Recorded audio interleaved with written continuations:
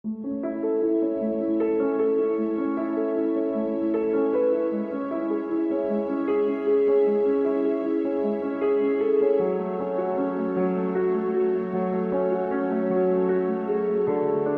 hapuna niya nausap ang Cebu Provincial Government ning atong paningkamot nga atong maabot ang kinabag-an sa mga Subuanon nga makataggamtam sa panirbisyo sa Cebu Provincial Government.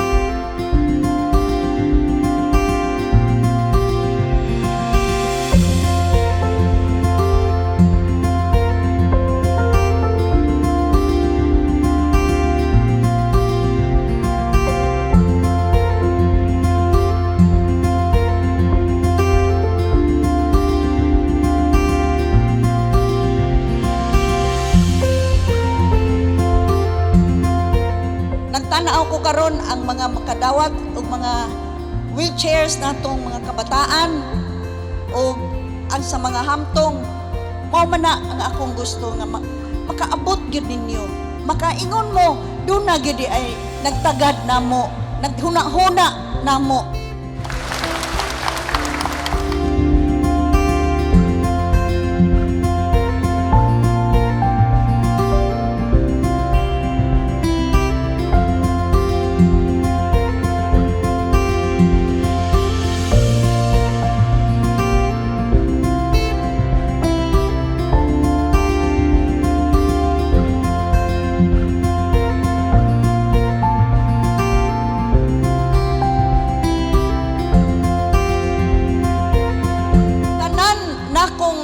Oras, tanan akong panghuna-huna, ako na kininggigahin kung unsa pa ang akong mahimo alang kaninyo mga Subuanon, labi na ang labaw gayod nga nagkinahanglan.